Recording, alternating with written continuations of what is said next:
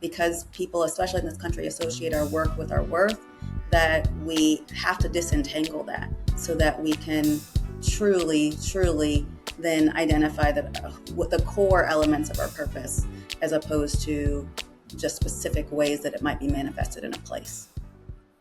In today's episode of the Black Woman Leading Podcast, we are talking about abolishing limiting beliefs about money with Dr. Billina Shaw. If you have done all the budgeting and investing advice and still feel like something underneath it regarding your money hasn't quite shifted, if you can advocate hard for everyone else, your team, your organization, your clients, but go quiet when it's time to ask for what you need and your worth, and if you are ready to look at where your beliefs about money actually come from and to build wealth from the inside out instead of from the outside in, then you need to keep listening. Let's get into it. Hello, I'm Laura Knights, the host of Black Woman Leading, the podcast.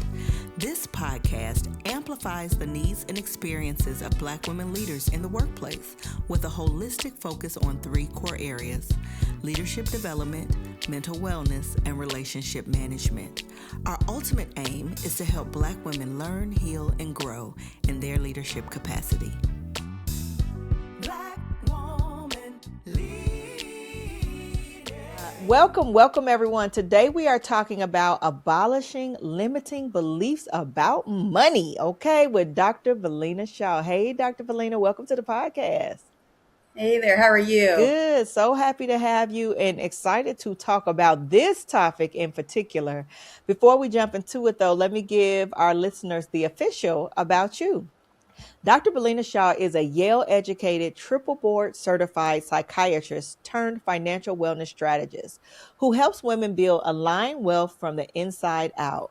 Through her coaching practice, Freely Flourish Financial, she draws on her behavioral health expertise and signature framework to help high achievers untangle the beliefs and behaviors holding back their personal growth and that of their wallets. A physician and a former federal behavioral health senior medical advisor, she brings rare depth to a simple idea that true prosperity starts with alignment. Okay, so if y'all been around any kind of time on the podcast, you already know whenever you say inside out, it's my kind of party, okay? So I love this. Why this topic? So first of all, Dr. Billina and I are connected on LinkedIn.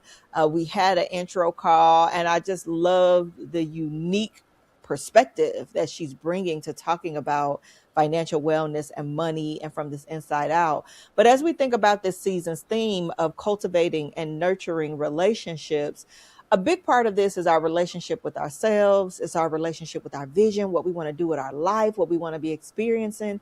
And we need resources for all of that, right? We need money for all of that. And there's a piece about our relationship with money that is really important. Our ideals, our mindset around money, that's really important for us to realize that. So y'all can see why this is in this season, okay? I want to jump into this topic, but before we get there, Dr. Billina, let me ask you this question that we always kick off with. And it helps us to really dig a little bit more deeply into your story as well. So what does the phrase Black Woman Leading mean to you? And can you share a little bit about your journey as a Black woman leading? We heard the bio, but what was the track, right, that got you to doing this financial wellness work? Sure.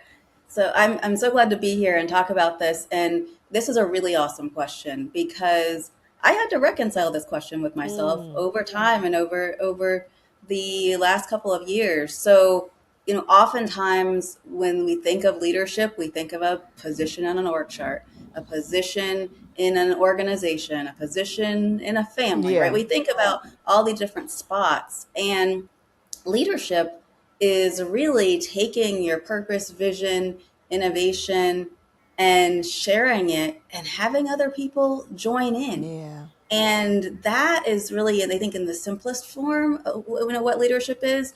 And I had to reconcile that with myself because I feel like what I would say is at the epitome of my career. And, being a senior medical advisor at our nation's public behavioral health agency, leading multiple very important initiatives or supporting the leadership of them, like the 988 Suicide and Crisis Lifeline. So doing some really impactful things that gave Yeah. me such a great sense of purpose and leadership. And when I lost that job as part of the transition with the administration change, and I was laid off as a reduction, part of a reduction in force. And I really had to sit with that and say, am I still a leader? Mm. I'm now that I have my own business, or I am now in a position where I'm no longer the medical director at the next stop. Am I still a leader? Yeah.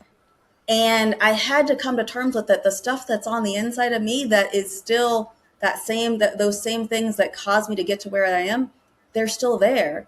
And I just have to shift them and morph them in a way that I am still a thought leader. I am still a leader in my community. I'm still a leader in many, many ways.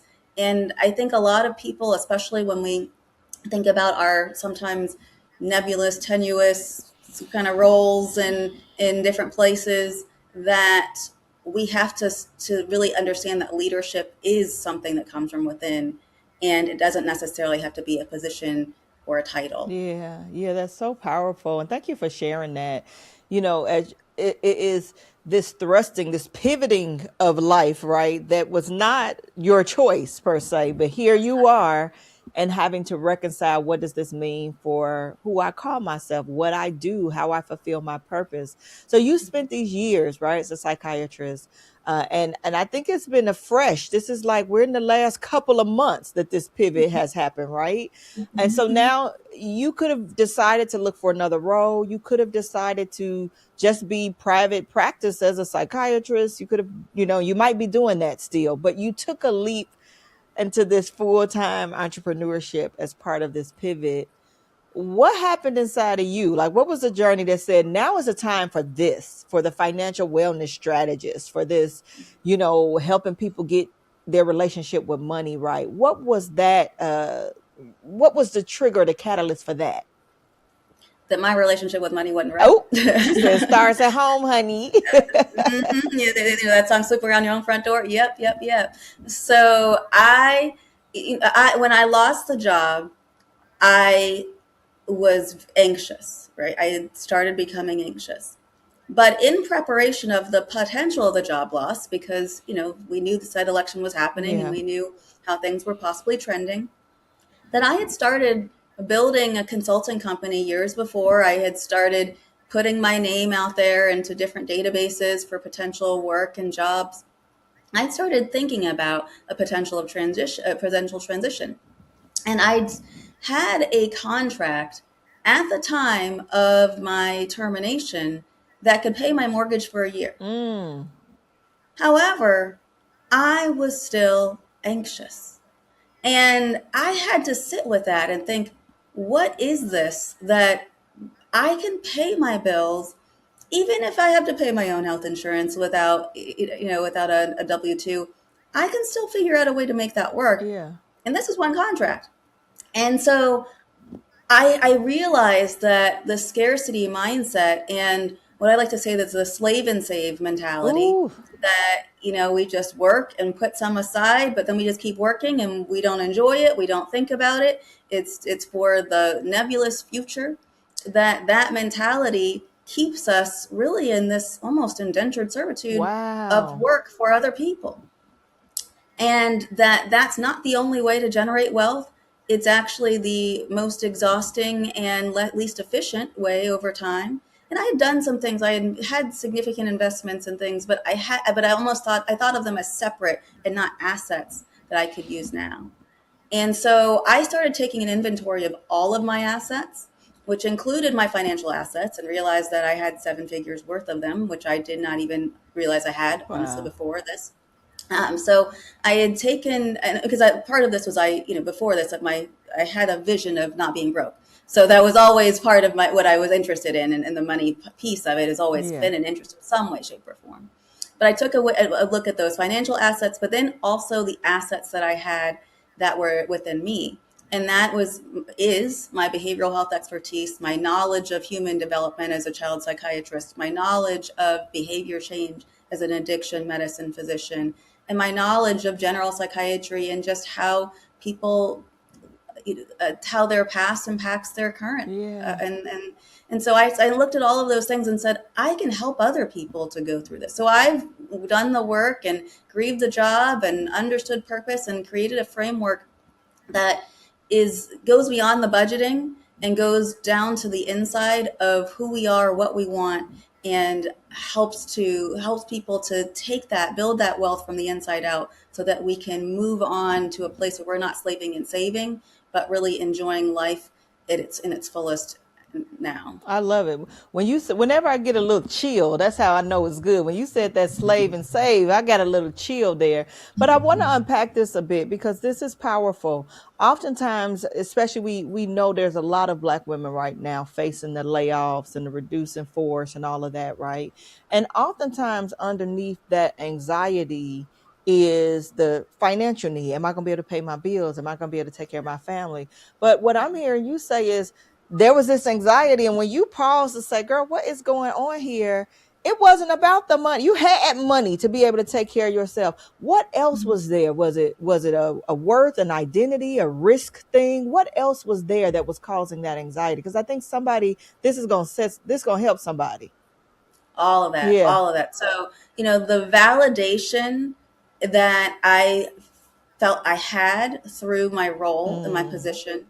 So being a senior medical advisor in the federal government and working on some high profile activities, that when you mention those things, or you mention that you're a psychiatrist and you're out and about, then otherwise I'm just a Black woman that looks kind of young, right? I think I look young. You cute, honey. You cute. I'll give it to you. Thank you. And so, but then, their little eyes perk up. Oh, really? Right. Yeah. And it's that difference, that shift. And knowing that you have the power of making policy decisions and helping to influence how the behavioral health in this country is implemented, which is something I feel very passionate about. Knowing you have that power is something that you gets taken away. It takes away part of your identity. As a civil servant, I've spent most of my career in the public sector, all of it in some sort of the public sector, but most of it in government. So having that identity piece is a part of my identity is being a civil servant and working in governments. Yeah. All of that. And just a big part of that is that have a passion for public behavioral health, and my purpose. I felt, I had to really stop and think that my purpose, is it only tied to the position, or is it tied to truly who I am? And when I stopped to think about that, I really was able to grow in myself, and it was been very helpful. I posted the day after I got laid off, maybe 1 or 2 days after, something to that effect around the purpose, and that our roles are not just tied into positions. And 35,000 people saw that LinkedIn post. Wow. And I think that our money and our paycheck is not the only way that's tied to our purpose. Yeah. And a lot of times, because people, especially in this country, associate our work with our worth, that we have to disentangle that so that we can truly then identify what the core elements of our purpose, as opposed to just specific ways that it might be manifested in a place. This is so good, Dr. Billina. I think it's so good because it is the kind of really insidious thing that's underneath a lot of this that we're not always giving voice to, because it makes sense to, of course, feel anxious about not being able to take care of your family. That's very real. And for some people, that is the concern. But for others, they got a little something. They did a little preparation.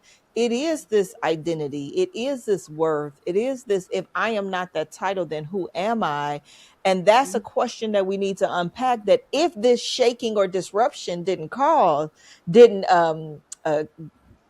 that, would that have happened right now, right? Would that have happened in this season? Yeah, very powerful. So you mentioned doing this, like taking stock of your assets, not only your financial, but your valued assets that you're bringing as a leader. And I think this is a really powerful angle you bring to this financial wellness conversation, this psychiatric lens, right? Most money advice is tactical, right? Budget this, invest that. Even sometimes we get to a little bit of the we get to a little bit of the heart work, as we call it in Black Woman Leading Land, around needs and wants and the money stories we tell ourselves. But you're going underneath all of that, even to the behavioral, the psychological roots about how we relate to money. What are we missing from that kind of area, right? From that vantage point that you are bringing to the conversation. Our money stories start from truly before we're born. And I think that so much of the current discussion around money is this what you did or didn't do, and this blame game. Oftentimes, there is this judgment around what you do or don't have, the decisions you make or don't make, and that there's not this creativity of thinking about what is the purpose of this money and how does it help me serve out my purpose. And also, how does the past impact how I relate to this money now? So even if we think about just especially Black women, that historically our role in this country has been one of work, right? That slavery is an unfortunate part of our history, is part of of how we've related to work. And then therefore, when we think about work that's now paid, how does that interface in that dynamic of the paid work relationship? And so oftentimes as women or as Black women, then we might overwork. I mean, I don't know a Black woman that hasn't ever overworked, right? So, we overwork. We try to make sure that we're proving ourselves, because our value literally in this country as a commodity in capitalism, our actual value was in our work. So now when we come into the workplace, do we still perceive our value to be in our work as opposed to being a human being? Are we seeing our value as a human doing? Yeah. And so even if we think about just going back to slavery, we think about also what we've seen in our families, that there could be the arguments around money, the avoidance around money, the spend to the last dime because that's all that we could do, and that's how we know that's the money management we know. And that all of that comes back to how we then value ourselves, how we value money, how we relate to money. And there have been, unfortunately, there's a lot of language around the shoulds and shouldn'ts and the guilt and the blame. And we often internalize that when we weren't taught. Not like the true wealth code, because everyone knows about a budget, right? Everyone knows about how to make a budget. But what I know as a psychiatrist is that when I try to give a child a behavior plan and they don't successfully implement that behavior plan, and then I give them negative points on a point sheet, it never works. It's the positive reinforcement. It's the praise. It's the future movement is what really is successful. So when we think about all of these Americans in debt, that first of all, there's this assumption that debt is like being in or out of debt is like the end of our financial stories, right? And there's this morality around that. But when we think about Americans being in debt, when you're focused just on the negative, then there's no positive fulfillment of and drive, and the drive is not inerrant to get out. And so we have to really get back to that purpose, that vision, that identity that's focused on the positive goals. So then getting out of debt is just a natural extension of how to get to those positive goals. I think too, because it feels so overwhelming for people, because we are only usually focusing on that tactical piece, not realizing that, you might need a plan. You do need a plan, right? But realizing that even sometimes with the plan, we're not doing it because it's this more deep-seated things that we need to unpack a little bit. And that is a blind spot for many people. And so it's a vicious cycle or a accepted destiny, right? My mama was broke, I'm gonna be broke. It's just what it is. And we hustle to get out, not realizing that, there's some real systemic things in place here around money, but there's also these other elements that we're not really having space or exposure to do the holistic work. That's why I'm so excited about what you're talking about. As you're talking about, like, it starts before we got here with our story, is really bringing up the terminology around financial trauma. And I'd love to get your take on that. What is financial trauma? How does it show up? How do you recognize it in yourself? Yes. So I like to say that as far as any type of trauma, but including financial trauma, that the past informs our present, but it does not dictate our future. Mm, And so just as we're having this discussion, I don't want people to feel that there's this doom and gloom and yeah. that we can't move forward. And financial trauma can be really anything that's happened either to yourself, that you've witnessed or experienced or been around. Because, right now, for example, I think that our economy and the stress and just seeing many people losing jobs, this is a collective financial Yeah. trauma. And even if you haven't lost it, there's just this, we call it vicarious trauma, Yep. this trauma that comes from being around the stress. And then there's also these other things that might have happened that we didn't necessarily live, but either through policy or through family stories, lineage, et cetera, that history that impacts us. Hmm. So really, I like to say that financial trauma is any of those things. And it also can be the things that, we've experienced. I classify them in three ways. I say history, Mm, that past. Then it's a household, things that you've lived through yourself, whether or not you had control or not. And then for women, I say her story. mm, So what is our own financial story, our own financial journey from when we were able to start controlling and impacting money? And these financial traumas, they can impact us in many different ways. So for some people, it's so for some people they can overspend. That there's just so stressed that why bother? I need to fill the voids with money or fill the voids with things or the latest things, as opposed to saying, oh, they're just trying to show off. Well, maybe they need that purse because they are tying their self-worth to the yeah. logo. Yeah. Yeah. And so maybe if we just think about how do we untease that self-worth from those other things, then the spending isn't necessarily going to happen the same way. So there's the overspending, hoarding. I know people that are sitting on six Talk about the figures hoarding. of cash in the bank, and this just sitting on money that's not invested, but it feels safe. And a lot of times when we talk about what money means to people, one of those definitions is security. Yeah. And it's just that foundation of feeling safe. But then safe, there's that saying, scared money don't make no money, Okay. right? So safe eventually is a loss if it's too much Hmm. of safety. So that's the second part, is the hoarding, and then also avoidance, that some people just don't look. We're afraid to look. Were there the bills coming in when you were a kid that got pushed away?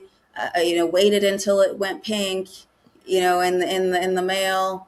Were there the phone calls coming on the house phone? Yeah. They Or can't. I've seen people at the grocery store like, I'm just gonna swipe. I'm just gonna pray and see if this Right? thing It's works. like Like, girl, we got online it, banking. Go in that back aisle and check that thing and before. go get that app. Go do that. Right? But avoidance, right? Yeah. Just Yeah. not, just avoidance, not looking, not wanting to know, too afraid of it, and we're overwhelmed by it all. Yeah. And so there's multiple different ways between the hoarding, the overspending, the avoidance, that can be ways that people manifest the same problem. This is powerful. I do want to talk about your framework in a second, but just as we talk about this financial trauma in your work, do you see that there's anything for Black women specifically that are more common ways that, or patterns of how we see this financial trauma showing up in our personal and or professional lives?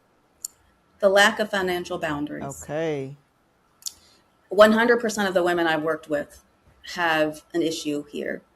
And financial boundaries, especially for Black women, are so important because we're also known as and see our value as caretakers, as Mm-hmm. givers, as the matriarch, as the big mama. We're just the people that are always to be relied on.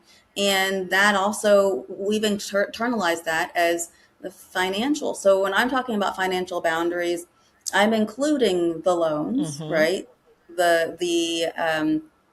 People still do this co-signing for Oh things, my God. putting itself at financial risk. I'm also thinking about when folks may even have people staying at their house, Yep. right? There's, there's that's sacrificing one's peace when they don't necessarily, maybe that's not that they feel called to do that at that Yeah. moment. Undervaluing, undercharging for their services, whether or not that's in a W-2 employment position or in a position of entrepreneurship. So undervaluing services. Ooh, how else? Over donating. That Mm.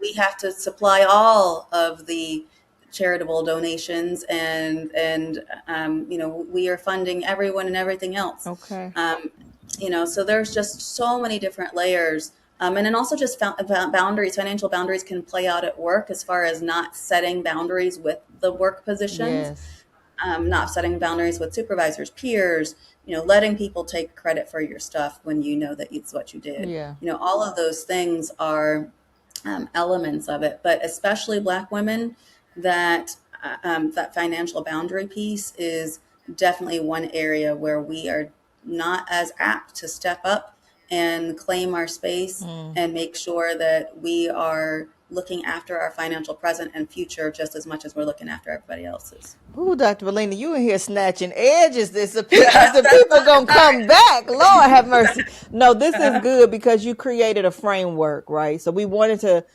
give some language to the experience that people are having, right? But the episode is about abolishing these limiting beliefs, right? And you created a framework, the line health and wealth, that's built around 4 pillars that helps us to move forward from some of these things we've been talking about. Can you share a little bit about that framework and how those pillars connect? So there's 4 steps, and they work together, they overlap, and they're not necessarily meant to be fully sequential, even Okay. though there are some things that you have to start before. But the first one is to align with purpose, that you have to fully understand what is your why. Mm. And just like I said before, you can try to get out of a debt, but how exciting is that? Because at the end of the day, even if you don't accrue assets, when you get out of debt, your net worth is zero. Like, Yeah. there's no real drive. And so what in our lives and the people that we love, the causes that we care about, what our values are, like how can our money support that and the lifestyle that we want to live? Yeah. And so understanding all of that is part of that first step of aligning with purpose. The second piece is identifying with abundance. Mm. So much of the money work that happens is saying, well, we have X amount of money in the month and we're just going to budget it out and see where it Yeah. goes.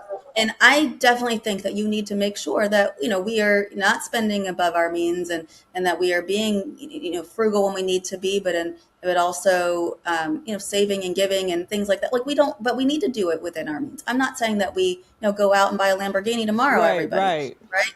But I'm also saying that when we think about money from that perspective, only that it can be very limiting. Mm. And we have to start to identify with the abundance of how we want to live, the abundance of just our day-to-day moments of the freedom and the other things that we can value, our time, the Yeah. abundance of time, the abundance of having the ability to engage in relationships with people that we Yeah. care about. Like all of that is part of a holistic framework for abundance, and money provides resources and Yeah. supports to do Yeah. that. So, like thinking about truly a true abundance, and one of my favorite, I call it millionaire's mindset moments, is I like to just go outside and either sit, walk, do some yard work, do something, and listen to the birds. Mm. And I like to paraphrase the scripture that says that my paraphrase is, if God has got the birds, then He's got my back too. Exactly. Right. And so that just being out and present with nature being around I grass, love that. hearing birds is just a reminder of the abundance that God has put on this earth. And so it doesn't have to be that we're out here, having the Ritz-Carlton spa day every other week. That's not what I'm Yeah. saying. It's just that we can think about the abundance that's existing and engaging there. Yeah, you just unlocked something even for me as you were talking, when you were talking about different types of behaviors. And I was looking, like, kind of flashing back to different seasons where I found myself being avoidant about, the money situation. And part of it is this piece that you're talking about, abundance, because a lot of the ways, like the budgeting and the, do you have enough for retirement? All that's important, but it feels so, it feels almost punishing, right? It Hmm. feels almost like you're working for these things. And yes, we are working for those things, but that ain't the only reason we working, right? And so I didn't have the language for it. There's a linkage there you just helped me to get with the abundance piece, but also some of the avoidance behaviors, at least for me, as I think about in my past and different seasons, has been because it wasn't connected to abundance. And that's what felt good. And so Hmm. if I couldn't do abundance and I had to do the penny pinching and, make sure you put that there and that there and that there, that it just felt like I don't even want to do it then. I don't even want to talk about Yeah. it then, Why right? bother? Yeah. And just reminding yourself that this is a season that I have gratitude for what I have. Yeah. And because abundance is also a big part of that is gratitude. And then this is a season and I can't do all of what I want to do at this moment, but I can't, I mean, even if I think about it now with myself, I'm about 90 days into full-time entrepreneurship. Hmm. I haven't fully replaced my income yet. I've been making some money, thankfully, but Yeah. not fully replaced it. But I used some points. I went to the Ritz Carlton down the street, and just said, I am going to remind myself of what luxury is, Yeah. and that I can eventually, we'll have to think about, paying for this, in the I love future, that. but that I can still enjoy nice things, and I don't have to feel guilty about it Yeah. because I'll be frugal the next day. Yeah. And we work so hard. I just feel like the overspending for a lot of people, it's the same thing with the emotional eating. It's the same thing. Hmm. We could tap it into a lot of things that have we overdoing is now harming us.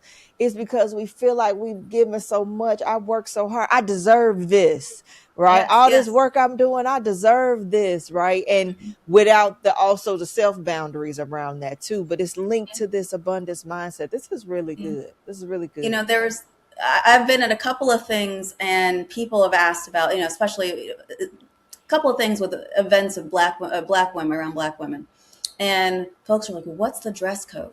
And I don't want to be overdressed, and I've said a couple of times, it is impossible to be overdressed in a Hello. room full of black women. Hello, honey. Because you're going to Yeah, get that, okay, shoes, whatever you get on. exactly. Mhm. Yeah, somebody could be there with some jeans on Yes, and then some sequins, and you're like, exactly. okay, yeah, yeah. It's impossible to be overdressed. But think about that, is like we are going to adorn ourselves Mm, in reaction, oftentimes, to what we've gone through and what we've experienced in that day. It's like, well, I'm gonna get that lipstick on, get those shoes together, and even if I've got a hobble, I'm gonna come in with those heels, right? Like I'm gonna make sure yeah, that I feel the way that maybe I'm not on the outside. I don't feel fully on the inside at that moment, or just making sure yeah, that I am expressing the beauty of how I feel on the inside too. yeah. So yes, that can be. I just thinking about that when you said It's so you good. know. It's so good. Okay, I'm all in. So We all in okay, the yeah. framework. So we got the alignment Okay, with so purpose, and abundance. identifying with abundance. Okay. And then the next piece is that abolishing limiting beliefs, the title of this episode. Yeah. And when we think about abolishing limiting beliefs, the core of it is that we have to tell ourselves something different. We have to Mm, tell ourselves something opposite. We have to, and oftentimes the challenge though is we don't even understand what those beliefs are. yeah. Like, do we feel we're truly worthy of wealth? Like, just starting there, are we worthy of wealth, or are we worthy of just working more and slaving and saving? Mm-hmm. Right? Do we feel like there's guilt over what the success that we've had, and therefore we're giving to others because we're guilty about we made it and they didn't? Yeah. Are we so anxious because of the losses that we have had, or maybe guilt or shame around something, a bad financial investment, are we feeling guilty about that? And so therefore we're not making our next financial move, not making that next investment that could help us to break free Yeah. into the financial freedom we want, because we're being bound by that guilt. And even I think about myself as an entrepreneur. I started this business about a year ago, maybe, or something. I had at least a vision for it around Mm-hmm. then, and then I did some things, didn't but also was working through. A big part of it was also working through my own Yeah. own stuff, and I took another job in the meantime. But I really had to think about, why didn't I just go full steam ahead on this business? Mm. And I think there's several reasons, but one of which was my father was an entrepreneur. Yeah. Brilliant man, had a high school diploma and did taxes with a high school diploma. This is prior to TurboTax and all the Yeah. software and whatnot. And he passed away 3 days after a tax day on April 18th when I was Mm. in college. And he was working, doing taxes. And I had to reconcile this unspoken belief that the hustle can kill you. Ooh. And when I just started doing my own journaling, my own work, I was like, oh, I have to make sure that what does that mean? First of all, the hustle, like, is this a hustle or is this helping people? Mm-hmm. Right. It's first of all, and then, is death the Is only it the outcome, only right? outcome? Yeah, Right. yeah, let's just back that up. But, like, am I not pushing because there's something saying that there's a risk there? But on the Mm. other hand, that I take that and I say, well, I've worked it through. It's not a hustle. I'm serving. I'm helping people in certain ways. But then also, I make sure that I find balance, that I can't receive from people that are in that hustle mindset around business coaching and things. Like, I need to make sure that I can receive from people that think about things in a holistic manner Yeah. and think about how the foundation of the business is me, and I have to be healthy and whole and have my own purpose and vision at the foundation, and then the fruit comes out of that. Yeah.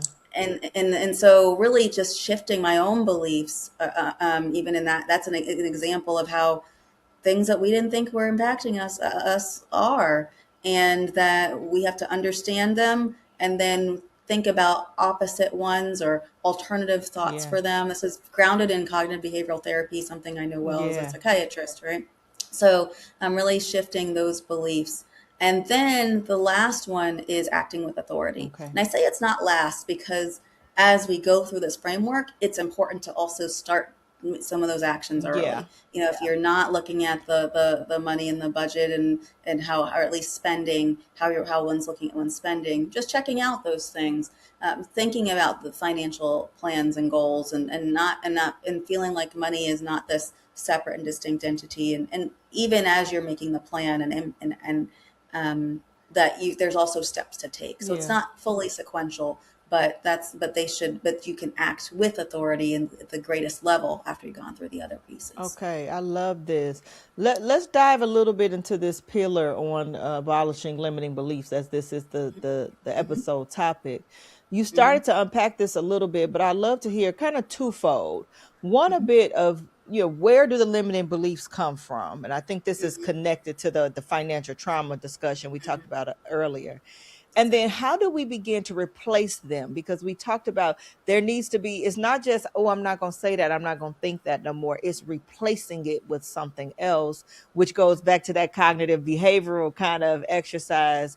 Where do they come from? And then how do we start to change them or replace them? What do we do? Is there something we're saying, something we're doing? What do we do? So there's a couple things. So first of all, they do come from where we talked about before. Yeah. So I think about the history, household, her story, and that framing, and and the way that we start to reverse them is thinking about. I'll give example, the financial boundary example. Okay. What's the worst that could happen if we don't give that money, if we don't let that person stay with Okay. us? And also, what's the worst that could happen to them? But then also, what can happen to us? Mm-hmm. So, if we don't have our peace, that we're working and coming home to a place that's not our sanctuary, and we're not exerting those boundaries, then what damage am I doing to myself? Yeah. And then how do I understand that and its impact, its holistic impact, and then tell myself, well, if that person could find somewhere else to stay, Yeah. but then I can have peace and sleep well at night, then perhaps, maybe, I can just think about saying no. Mm-hmm. And the relationship, that relationship that one has, the thought of risking. Well, how significant, or what's the true value, and how does that person value you if they can't accept and receive your no? Mm-hmm. Mm-hmm. Wow. And so, even if we say no, and there's a rub, that we are also, when we say no, we're saying yes to ourselves, and we're building up our own value, and we're risking not doing that. And so when you go through the exercises and start thinking about what are the pros and cons of the decisions, and what are the different alternatives, and how do I, like, if I broke this cycle and chain, what, how negative could this be versus how much of a positive could it be Yeah. for me, that you can really start to make differences in decisions. And so and also shaping it back with what you do know, Mm-hmm. right? That if you're a spiritual person, that I'm fearfully and wonderfully made, and that there's also scriptures that'll say, don't cast your pearls among the swine. Yes, amongst the swine. Yes. So it's like, well, why are we saying that we have to be their savior? Yeah. Because what does this mean? Are we saying that we can let God be their source, or are being our source? Yeah. What role are we putting in there? And so when you start to just think through all of the impacts of those decisions, and the impacts of continuing in the current cycles, then you start to say, well, I'm going to make a new decision. And it's because those beliefs that held me back, that said that they're not going to be my friend anymore, they're whatever anymore. Well, that belief, does it fully serve me now? And if it happens, what's the worst that can happen? Yeah, and exploring that. This is good. I'm hearing as you're talking, I'm always looking to kind of distill things for the audience because I want them to take this forward. And what I'm hearing as you're talking about this is that there's this first step, first of an intentional pause, because I feel like Mm-hmm. with so many of these behaviors it's the default because it is rooted in our identity, right? I'm the one that has to help my siblings, or I'm the one that has to, I think of some well seasoned women that I love, I'm the one that has to keep giving money to my full grown adult children, right? And so Mm-hmm. if it's rooted that it's my responsibility and the identity thing, then we automatically default. We don't pause. And what I hear you saying is, okay, you feel the urge to hit the Zelle pay, right? But pause for a minute and really kind of interrogate this a little bit. Mm-hmm. Is this my responsibility? And what I love that you said that I think is a missing piece, and I think of so many people I've coached. I think of when I was working as a therapist, this came up as well.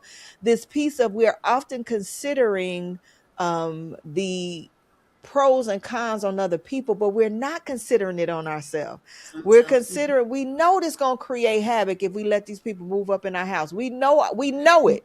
It's not even a mm-hmm. question that our peace is going to be gone. But the question we're asking is, well, I can't let them be out on the street, but you haven't asked yourself anything about what the cost would be to you. So I love you saying pause, one, to not make this a default, but two, to examine this. Like, is it true, like you said with the situation with your father, is death the only option here? Is Mm-hmm. homelessness the only option for them, or is there Mm-hmm. something else? And then considering those alternatives and the pros and cons of each, not only to the other party but also to yourself, So, and yeah. let the weight of that analysis help you decide to move forward. And I mean, many people, they're going, even if they do all that, they still may choose not them. They might choose something that's harmful to themselves. But I think even if this becomes a practice, right, of being able to do that intentional pause and consider, what is this costing me? Because whenever you're saying yes to something, you're saying no to something else. I think Yeah. that's a powerful reframe for people to have a real practical self-coaching moment with themselves around this and the financial boundaries in particular. Because it's a learning. At the end of the day, it's all about learning. Yeah. And so, yes, if you do the full interrogation and you know that it's disturbing, your peace is priceless, and you know that, and the Bible talks about pursuing peace, right? Yes. Like that. If you could go that direction, you're in the right path. And if you still make that decision, and then you have those unpeaceful times, you know, guess what? You've learned it, but then you also knew you did the Yep. analysis, and it can help you in the next time because it's a muscle that we have to grow and build, and we have to strengthen sometimes, especially when we've done things for so long, so the same way. It's a muscle to grow and build. Yeah. So even if we have done the interrogation, we make an old choice, then we say, well, next time I know how it impacts my ability to move forward. Yeah. But then we also don't, the biggest thing is we don't guilt and shame ourselves. I think one of the most important thing about limiting beliefs around money is that negative cycles just always repeat and it just goes downhill. Like that same thing with the financial trauma. This is what I know. The Mhm. past is the past, and I'm never getting out. And when you think about it from a perspective of learning, and also just the fact that money flows, it comes and goes, right? That money is currency. Think Yeah. about currency. Where's currency? It's water. It Yes. comes and goes. And so when we're hoarding, we're not growing. Like the parable of the talents. I'm Come preaching on, today. come on But and preach your word, girl. You in the right place. Come on here. but you know, the parable of the talents, right? Like, you know, the one that was chastised was the one that hoarded. Yeah. Right. So you know, when we really think about the ebb and flow, that even if we make a mistake, we don't do it right one time, Yeah. that it's part of learning, it's part of growth, and that then you take the bump to exponentially improve in the next step. Yeah. So I think another part of it is when we think about, say, guilt and shame, is just reframing that was a mistake that I was learning, but it was a learning experience. Yeah, and I think the reframing too that I could change my mind. I said Hmm. yes before in the season, but in this season it's a no. Right? That Yeah. that's okay. That it doesn't have to be always. Well, I said yes to him last time. That it doesn't have to always be that. I love it. Well, I could tell you be in your word, girl. So let's just talk about this connection between faith and money, okay? Hmm. And you talked about how sometimes our spiritual frameworks can actually reinforce limiting beliefs around worth, around prosperity. Tell me a little bit about that and how do you navigate that with clients? Because this is a sensitive spot for some people. Yeah, I think that oftentimes there's a misinterpretation of the scripture around money, the love of money being the root of all evil, that money somehow has become the root of evil. Yeah. There's also this perception that having money is somehow not good, and there's a morality to Yes. not Yes. having as much money. But the Bible does not say that. Mm-hmm. I mean, Jesus came to have life and life more, Abundantly. Come on. which is the second part of the framework, right? You know, so like abundance is truly our birthright and part of the way that we are meant to be as Christians. Is, you know, that's the framework I'm speaking from. But we don't. So oftentimes we have to stop and think about where were these thoughts that come from, and where else in like where else in the Bible can there be a different interpretation? Mm-hmm. I think about also how the scripture around treasure, and where your heart is, your treasure will Yes. be. And that sometimes we just limit that to tithing, and that becomes the de facto tithing scripture. But if our heart is for people and our heart is to serve people, then is not God said that our treasure comes from serving people? So Mm-hmm. then why should I have guilt, shame around asking for more, charging? I would say not say my worth, because that's Yeah, not a possible. dollar amount. Yeah.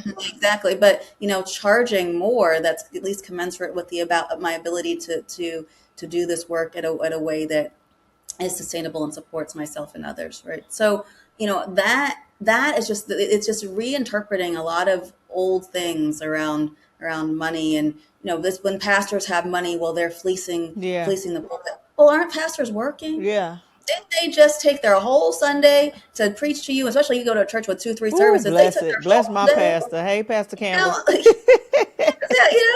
yeah, they took their whole day, and we were like, well, how dare they take this money? Well, they worked just Yeah. like you. Yeah. But it's like this assumption that because they're in this role that they can. Yeah. And sometimes we over give our time, or maybe even over give our money when if it's not what God called us to do at that time. Yeah. And so we just have to think about our relationship with the church, because we also need to have financial boundaries and spiritual boundaries as well, sometimes Yeah. with religious institutions, Yeah. that God has given us our own choice, autonomy, and that not everything is meant for you to participate in every offering, Yeah. every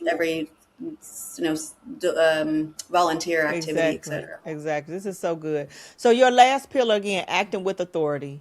What does it mean to act with authority around money, and what does that look like, kind of in practical sense, as you think about the Black women that might be listening to this episode? So, acting with authority is making decisions that align with your values and your vision and your purpose. Mm-hmm. They're making decisions that are based and rooted in numbers, right? But then there's also the rooted in belief Mm-hmm. and belief in self. And I also think that especially around Black women, that sometimes the act with authority piece gets lost because we are so quick to put money out for things that we think are going to validate ourselves, that next degree, adding a couple Yeah. more letters after their name, Yeah. etc., as opposed to investing in ourselves, whether or not that is, say, coaching, whether or not that is having that spa day or Yeah. getting that massage and not feeling guilty about it, but knowing that we can act with authority because we know that our foundation is us, and that we can do things that can help to feed us so that we can feed other people, that are rooted in numbers but also founded in the belief of our purpose, and that we can and we are also acting in a way that is intentional in making more money, Yeah. or saving more money, or investing more money, or having a greater return. But that action is also, we can think about, how can it benefit ourselves, the lifestyle, the people that around us that we care about, and the purposes that we care about, acting in a way that gets more Yeah. to do more for those things and people. I love it. I love it. I do want to transition to ask you one of our season themes question. But before that, just last question I have on this. Let's say that there's somebody listening. She knows she has a complicated relationship with money. All of this has resonated with her, but she doesn't quite know where to start. What would you advise as kind of that first inside out move that she can focus on to shift this relationship with money? One of the first things is to think about, when it's a sentence, something like, I am X with money. I'm good with money. I'm Mm-hmm. bad with money. I, spend too much of my money. Like I fill in the blank, and then start to think about, where did that thought ever come from that you needed to do that? Mm-hmm. Or also, what was the first thought of what our relationship with or the first perception of money, and also sometimes the first negative Mm-hmm. experience with money, and just sort of reflect on those things a little bit and understand where they come from. And then the next thing is to give yourself grace around it, and know that that money flows, it's currency. And just because someone may be in a bad season, a hard season financially, that doesn't mean that you're stuck there for forever. Mm-hmm. And the goal is just that you identify what's that vision, and then you work towards getting out. But the first step is to identify where those thoughts and feelings might come from, and reflect on them, and then give yourself grace for them. Yeah. Because that guilt and shame around our current money experiences are often what's holding us back more than anything else. Yeah, and become a bit of an inner saboteur if we're not able to Exactly. unpack some of that really good stuff. And I just want to encourage folks. Sometimes the roots of it is deep. You might need some support to walk through that. Your therapist, a financial wellness strategist like Dr. Billina, you might need some support to help you walk through it. And we want to encourage you not to feel any shame about reaching out for that type of support as needed. Yes, Um, and yeah, people can actually, if they want to stay connected, text GROW, GROW to 55444. Okay. And we can get connected that way, especially if people are feeling like, oh, they feel a little touched and feel like it's time to maybe and make their pathway towards the aligned health and wealth. Of course, of course. I do want to ask you one of our season's 9 theme questions. So our season's theme this is nurturing and cultivating our relationships, and we've been all into that today, right? Particularly our relationship with ourselves and our money. But we know that this is not just about external; it's about, again, this relationship with ourselves. So we look at all of our guests as a possibility model, Dr. Billina. So I would love to just hear from you as you think about your leadership journey. You shared a little bit about that today. What has cultivating a relationship with yourself looked like at different seasons along your journey?